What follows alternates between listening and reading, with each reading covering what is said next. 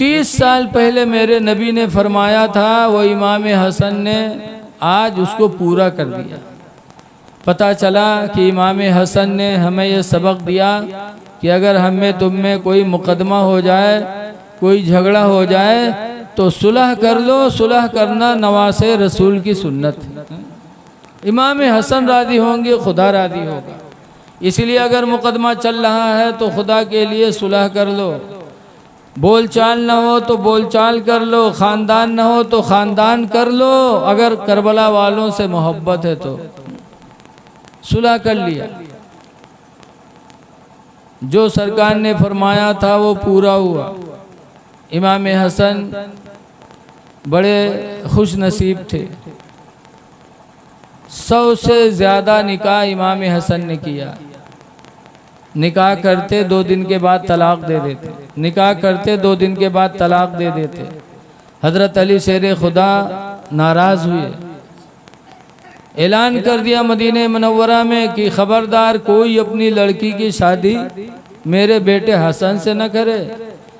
वह निकाह करता, दूसरे दिन तलाक दे देता। कोई अपनी लड़की का निकाह हसन से न करे। हज़रत अली ने ऐलान करा दिया। उसके बाद एक दिन हज़रत अली जा रहे थे, उधर से एक साहब आ रहे थे। उन्होंने सलाम किया। हज़रत अली ने जवाब दिया, पूछा कहाँ जा रहे हैं? कहा मेरी एक लड़की जवान हो गई है, निकाह के लायक है। मैं अपनी लड़की का रिश्ता आपके बेटे हसन के पास लेके जा रहा हूँ कि हसन मेरी बेटी से निकाह करके अपनी ज़ौजियत में दाखिल कर ले। तो हज़रत अली ने कहा मैंने ऐलान किया है, तुझे पता नहीं है कि कोई अपनी लड़की की शादी हसन से न करे? आज वो निकाह करता, कल तलाक दे देता। उसने कहा मुझे पता है। कहा फिर क्यों जा रहे हो? तो उसने कहा मैं इसलिए नहीं जा रहा हूँ कि हसन मेरी लड़की से निकाह कर ले और मेरी लड़की की ज़िंदगी भर का खर्च का बोझ इमाम हसन उठा ले। नहीं, मैं तो इसलिए जा रहा हूँ पैगाम लेके कि इमाम हसन मेरी बेटी से निकाह कर लेंगे तो मैं उनका ससुर बन जाऊँगा और अहले बैत से मेरी रिश्तेदारी हो जाएगी। हो सकता है यही रिश्तेदारी क़यामत के दिन मेरी बख्शिश का सहारा हो जाए। इसलिए कि रिश्ता भी क़यामत के दिन काम आएगा। अच्छे रिश्ते करो, इंशाअल्लाह रिश्ता क़यामत के दिन भी काम आएगा। रिश्तेदारी रसूलुल्लाह सल्लल्लाहु अलैहि वसल्लम की एक फूफी थी सफ़िया मदीने में इंतकाल कर गई। उनके मिट्टी में हुजूर गए और खड़े थे। आज तो लोग मिट्टी दे के भागने लगते हैं। मिट्टी दे के भागना नहीं चाहिए, इतनी देर तक मिट्टी देने के बाद खड़े रहना चाहिए। कुरान पढ़ना चाहिए, दरूद शरीफ पढ़ना चाहिए कि उतनी देर में अगर कोई कसाई चाहे तो एक बड़ा जानवर गिरा के ज़बह करे, खाल निकाले, फिर 7 हिस्से में बोटी बोटी करे, बांटे। जितना टाइम इतने काम में लगे उतने टाइम तक कब्र पे खड़े रहना चाहिए। हुजूर खड़े थे। थोड़ी देर बाद हुजूर सफ़िया से कहते, सफ़िया कब्र में। सरकार बाहर से कहते, क़ूली या सफ़िया, ऐ सफ़िया तुम बोल दो, इन्ना मुहम्मदन इब्न अखी, कि बेशक मोहम्मद मेरे भतीजे हैं। कह दो। साहबा ने सुना तो हैरत हुई। साहबा ने पूछा अल्लाह के रसूल कभी ऐसी बोली आप नहीं बोले जो आज सफ़िया से कह रहे हैं। सरकार फरमाते सुनो, सफ़िया कब्र में रखी गई, मुनकर नकीर हिसाब के लिए आए। पहला सवाल किया मर रब्बुक, तो मेरी फूफी सफ़िया न बता पाई, न कह पाए रब्बी अल्लाह, मेरा रब अल्लाह है। दूसरा सवाल किया मा दीनु के, ऐ सफ़िया तेरा दीन क्या है? तो मेरी फूफी सफ़िया न बता पाए कि दीनी अल इस्लाम, मेरा दीन इस्लाम है, नहीं बता पाए। तीसरा सवाल किया मा तक़ूली फ़ी हाज़ा रजुल, तुम इनके बारे में क्या कहती हो? जब मेरे बारे में पूछा गया तो मेरी फूफी सफ़िया मुझे अल्लाह का रसूल न बता पाई। तीनों सवाल का जवाब मेरी फूफी सफ़िया न बता पाई। तो मैंने कहा फूफी सफ़िया इतना ही कह दो कि मोहम्मद मेरे भतीजे हैं। साहबा ने कहा फिर क्या हुआ? सरकार फरमाते जब मेरी फूफी सफ़िया ने मुझे अपना भतीजा बताया तो फरिश्तों ने कहा तू सो जैसे कि दुल्हन सोती है, तो रसूलुल्लाह की रिश्तेदार है। सफ़िया बख्शी गई तो रिश्ते की बुनियाद पर, इसीलिए अहले अरब चाहते थे कि नबी के ख़ानदान से रिश्ता हो जाए ताकि वो रिश्ता क़यामत के दिन हमारी बख्शिश के लिए काम आ जाए। तो इमाम हसन बड़े खुश नसीब थे, लेकिन उनके भी दुश्मन बने, और एक दुश्मन ऐसा बना कि इमाम हसन को पानी में जहर मिला के दे दिया। इमाम हसन ने पिया, खून की उल्टी हुई, ऐसा तड़पे जैसे मछली बगैर पानी के तड़पती है। इमाम हुसैन ने देखा, पूछा भाईजान क्या हुआ, आपको उल्टी आ रही है? इमाम हसन ने कहा मुझे किसी ने जहर पिला दिया। तो इमाम हुसैन ने पूछा भाईजान किसने पिलाया आपको, आप नाम बता दें। कहा नाम पूछ के क्या करोगे? कहा मैं आपका बदला लूँगा। तो इमाम हसन ने फरमाया था हुसैन तुमसे बेहतर बदला लेने वाला मेरा खुदा है। मैंने पूरा मामला खुदा के हवाले कर दिया हुसैन, तुमसे बेहतर बदला लेने वाला मेरा खुदा है। ये कहकर इमाम हुसैन की भी शहादत हो गई, रूह निकल गई। इन्ना लिल्लाहि व इन्ना इलैहि राजिऊन। चलते चलते इमाम हसन ने सबक दिया कि अहले बैत के मानने वालों, अगर तुम पर कोई जुल्म ढाए तो तुम जुल्म का बदला जुल्म से न दो, बुराई का बदला बुराई से न दो, बल्कि अपना मामला खुदा के हवाले कर दो। तुमसे बेहतर बदला लेने वाला तुम्हारे जालिम से तुम्हारा खुदा है। अल्लाह के रसूल ने भी बदला इसीलिए नहीं लिया। तो आज हम करबला वालों की याद में बैठे हैं, हमें उनकी ज़िंदगी से भी सबक लेना चाहिए। बहरहाल अमीर माविया रदियल्लाहु अन्हु से सुलह कर लिया इमाम हसन ने। अच्छा, आज जो लोग अमीर माविया को बुरा कहते हैं उनको चाहिए कि हसन को भी बुरा कहें, क्योंकि अगर अमीर माविया गलत होते तो इमाम हसन उनसे सुलह कैसे करते? कतान सुलह न करते, जान दे देते, लेकिन सुलाहियत न करते। जैसे कि इमाम हुसैन ने यजीद से सुलाहियत नहीं किया, शहादत ले ली लेकिन यजीद से सुलाहियत नहीं किया। ऐसे इमाम हसन अगर ये अमीर माविया गलत होते तो हुसैन कतान सुलह नहीं करते। सुलह हो गई इस शर्त पर कि 1 लाख दिरहम साल का वजीफा आप हमको देंगे। अमीर माविया ने सुलह कर ली। साल पूरा होता था तो हज़रत अमीर माविया रदियल्लाहु अन्हु इमाम हसन के पास 1 लाख दिरहम भेज देते थे। दिरहम चांदी का रुपया कितना हो गया? 1 लाख दिरहम भेज देते, साल पूरा होता फौरन भेज देते। एक मर्तबा साल पूरा हुआ, जैसे आज साल पूरा हुआ और कल 1 लाख दिरहम इमाम हसन के पास नहीं पहुंचा। शाम तक इंतज़ार किए। शाम को इमाम हसन ने कागज़ और कलम मांगा, शिकायत लिखकर भेजने के लिए दमिश्क कि मेरा वजीफ़ा का टाइम हो गया, आपने रुपया नहीं भेजा। कलम कागज़ शाम को मंगाया, उसके बाद फिर रख दिया। सो गए। सोए तो ख्वाब में अल्लाह के रसूल तशरीफ़ लाए। फरमाते हैं हसन सब्र नहीं करते, शिकायत लिख के जा रहे हो, ये मेरे ख़ानदान के ख़िलाफ़ है। बेटा हसन सब्र करो, शिकायत ज़बान पे न लाना। सुबह हुई, इमाम हसन जब बेदार हुए, सुबह हुई तो सुबह होते होते हज़रत अमीर माविया की तरफ से 1.5 लाख दिरहम आए और लिख के भेजा कि 1 लाख दिरहम तो आपका साल वाला वजीफ़ा है और 50,000 दिरहम जो एक दिन भेजने में मुझसे देरी हो गई, उसके बदले में 50,000 दिरहम अलग से।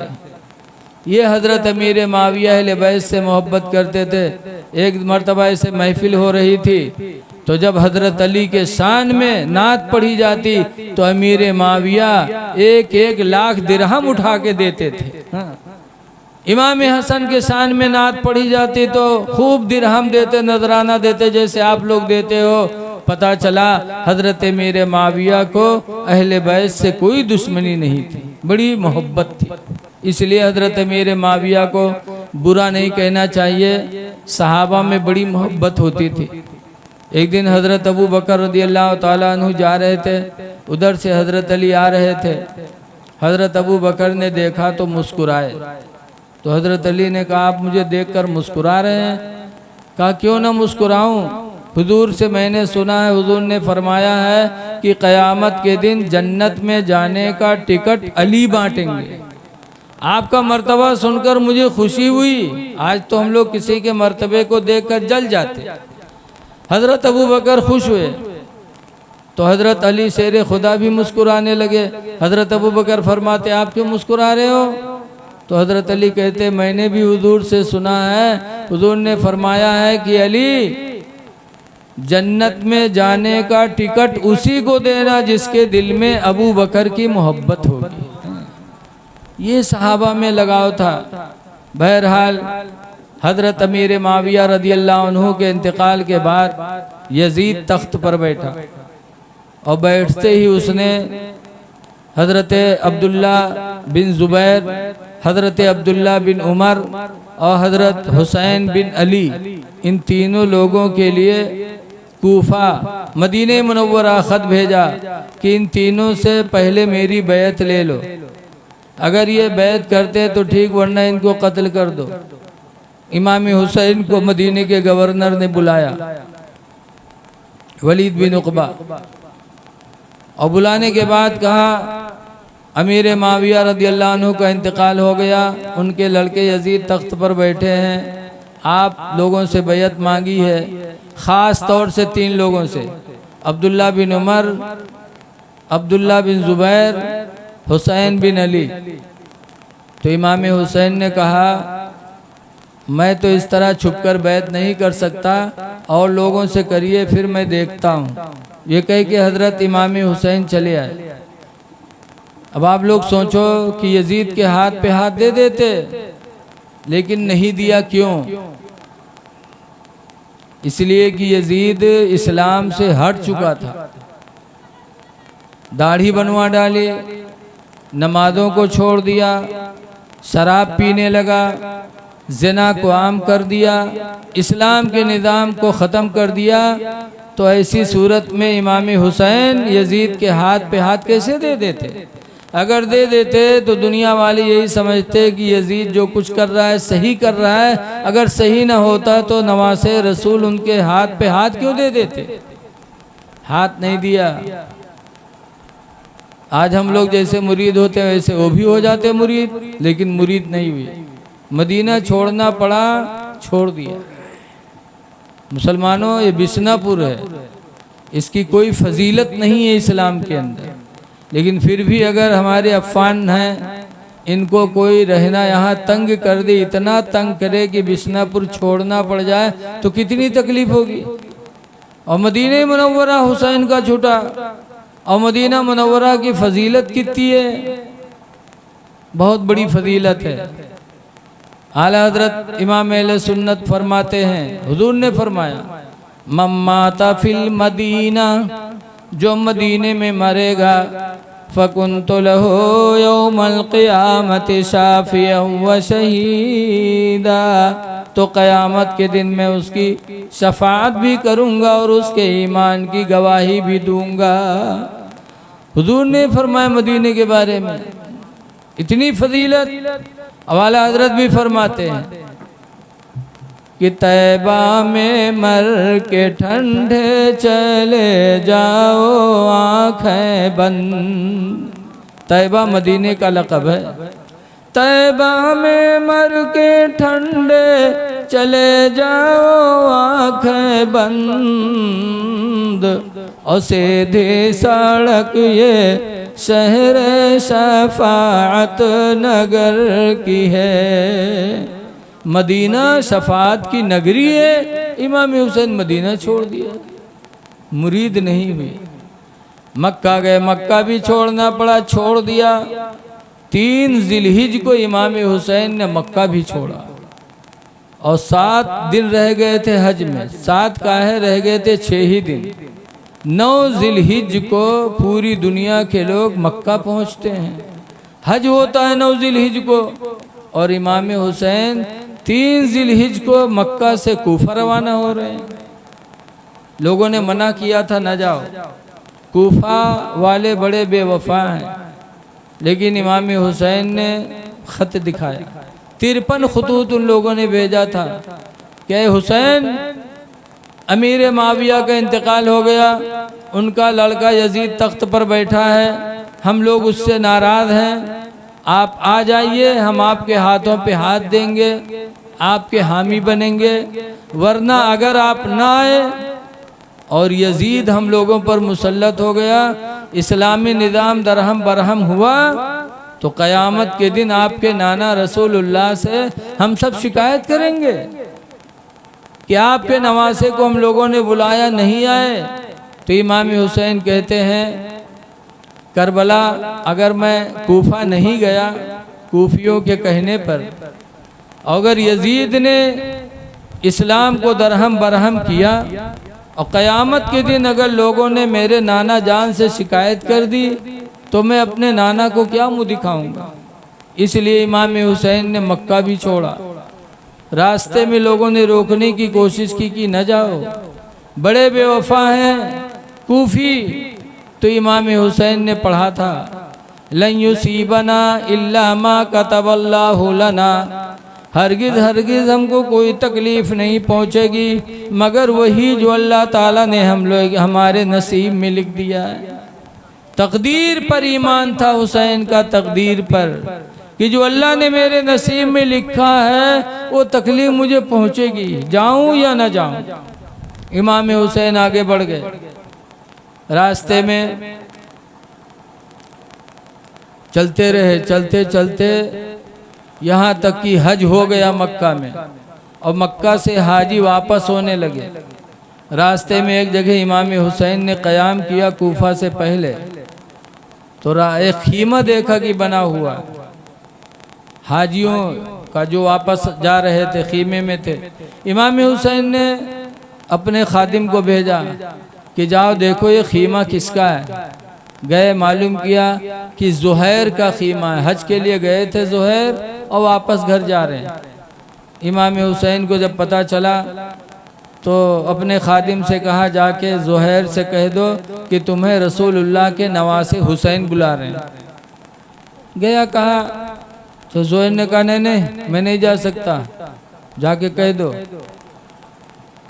तो ज़ुहैर की बीवी नाराज़ हुई, कहा, अरे कितने ना समझ हो गए हो तुमको नबी के नवासे याद कर रहे हैं और तुम कहते तो मुझे मौका नहीं। क्या इस रूए ज़मीन पर पूरी दुनिया में रसूलुल्लाह के नवासे से भी कोई बेहतर है? जो बुलाएगा जाओगे, जाओ जल्दी जाओ, नवासे रसूल की आवाज़ पर लब्बैक कहो। बीवी ने समझाया, तब ज़ुहैर के दिल में बात आई। ज़ुहैर वापस आए इमाम हुसैन के पास, सलाम किया। इमाम हुसैन ने फरमाया, ज़ुहैर मैं कूफा जा रहा हूँ, मेरे साथ चलोगे? कहा हाँ हाँ चलूँगा, 2 मिनट का मौका दे दो। ये कह करके ज़ुहैर वापस अपने खीमे में गए और जाते जाते अपनी बीवी को तलाक दे दिया। और तलाक देने के बाद कहा, देखो अपने भाइयों के साथ तुम घर चली जाओ और मैं नबी के नवासे हुसैन के साथ जा रहा हूँ। तो बीवी चौंक गई, कहा, रे ये जा नहीं रहे थे, मैंने भेजा, और हुसैन ने क्या इनसे कह दिया कि आते आते इन्होंने मुझे तलाक दे दिया।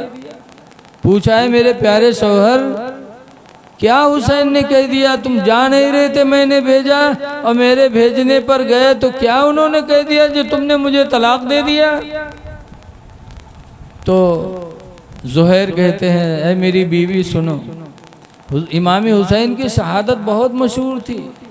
ज़ुहैर कहते हैं, मेरी बीवी, रसूलुल्लाह सल्लल्लाहु अलैहि वसल्लम के साथ मैंने जंग लड़ी थी, जंगे बुलंजर, और बुलंजर की जंग में मुसलमानों को अल्लाह ताला ने कामयाबी दिया था।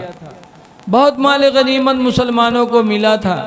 तो सरकार ने जब माल गनीमत सबको बांटा था, बड़ा ज़्यादा माल मिला था। जब हमको माल गनीमत मिला तो हम देखकर मुस्कुराए थे। खुश हुए थे। तो रसूलुल्लाह के सहाबी हज़रत सलमान फ़ारसी ने कहा था कि ज़ुहैर बहुत खुश हो रहे हो। कहा क्यों ना खुश हूँ, अल्लाह ने बुलंजर में फ़तेह भी दिया और माल गनीमत भी खूब दिया है, क्यों ना मैं खुश रहूँ। तो सलमान फ़ारसी ने कहा था ज़ुहैर एक बात सुन लो, इससे कहीं ज़्यादा तुमको खुशी उस दिन हासिल होगी जिस दिन तुम रसूलुल्लाह के नवासे के कदमों में शहादत पाओगे। अच्छा, कहाँ एक दिन तुम्हारी ज़िंदगी में ऐसा आएगा कि तुम नबी के नवासे हुसैन के साथ उनके कदमों के तले तुम्हें शहादत अल्लाह देगा, तुम शहादत पाओगे। उस दिन तुम्हें इस दिन से कई गुना ज़्यादा खुशी होगी। रसूलुल्लाह के सहाबी सलमान ने बताया था, ऐ मेरी बीवी, आज वो वक्त अल्लाह ने मुझे अता फरमा दिया।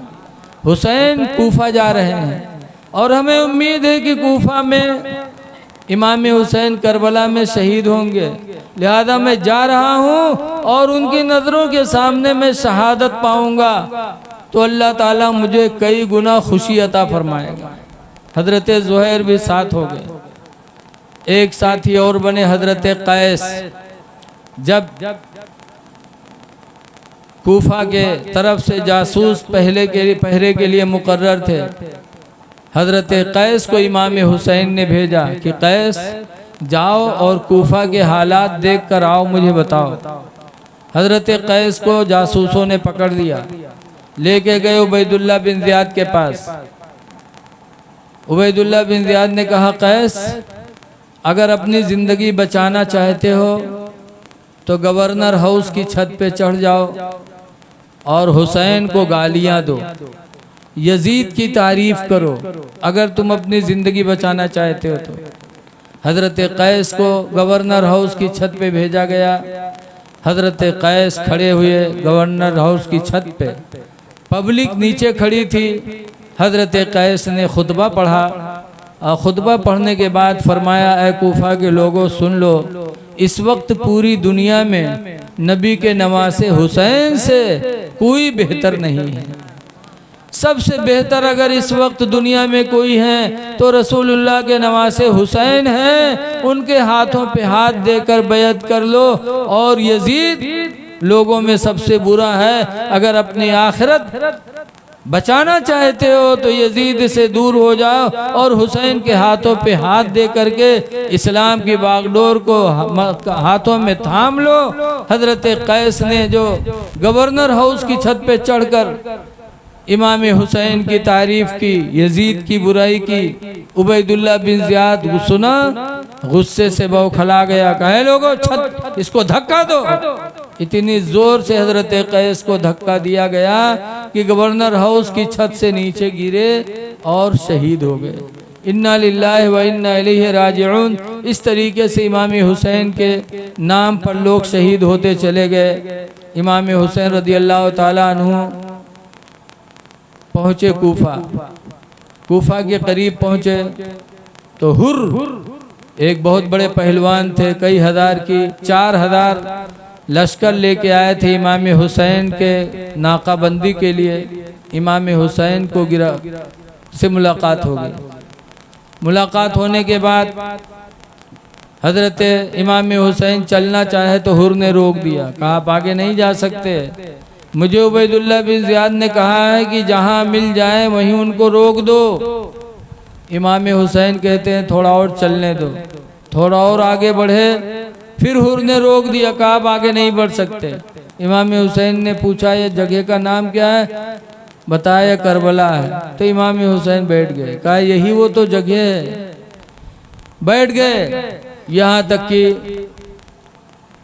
मुहर्रम की पहली तारीख हो गई और 22,000 की लश्कर इब्ने साद लेके करबला में आ गया।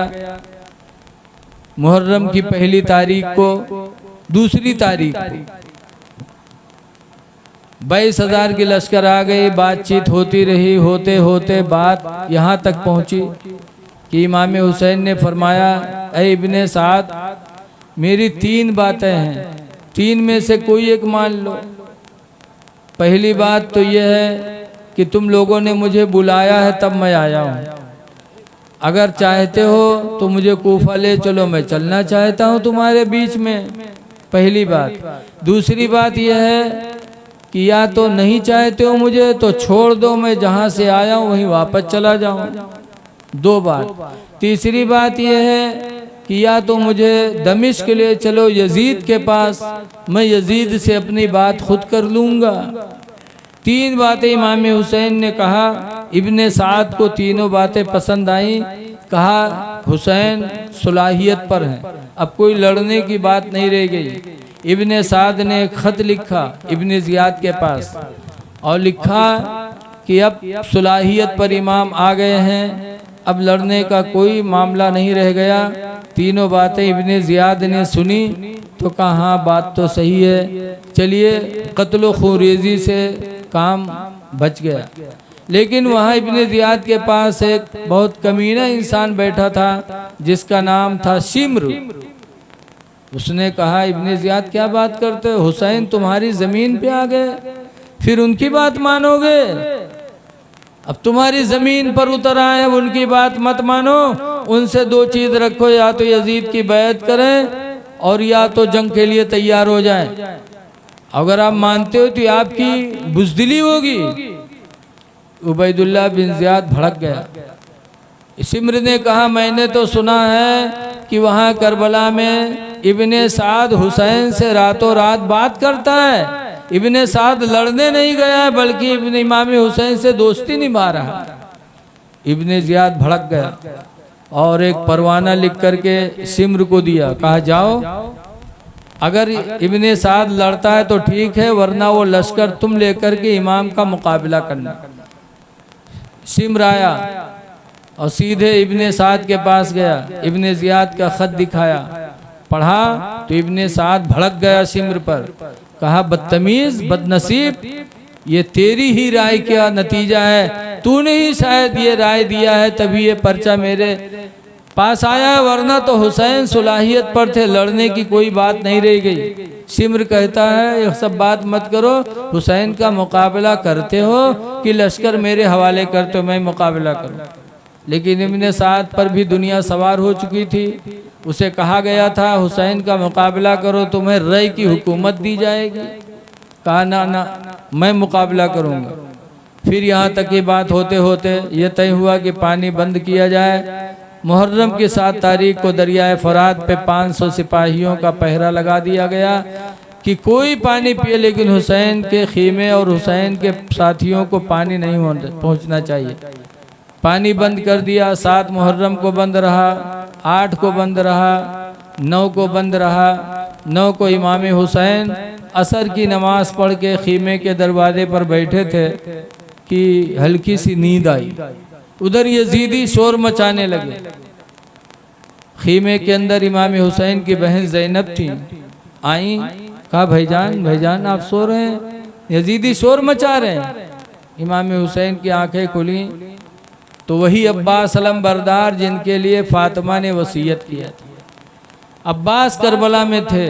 बुलाया, कहा भाई अब्बास जाओ देखो ये यजीदी शोर क्यों मचा रहे हैं। हजरत अब्बास गए, पूछा तो यजीदियों ने कहा जाके कह दो या तो जंग के लिए तैयार हो जाएं और या तो यजीद के हाथ पे हाथ दे दें। अब्बास आए, बताया तो इमाम हुसैन चाहते तो 9 मुहर्रम ही को जंग लड़के और शहादत हासिल कर लेते, लेकिन इमाम पाक ने कहा जाके कह दो एक रात मुझे मोहलत दे दें। किस लिए मोहलत मांगी थी? जिक्र इलाही के लिए, कि आखिरी रात है हमारी ज़िंदगी का, तो कम से कम उस रात को हम अपने रब की बारगाह में सजदे कर लें, उसका जिक्र कर लें। वो आशूरे की रात है। पूरी रात करबला में इमाम हुसैन के खीमे में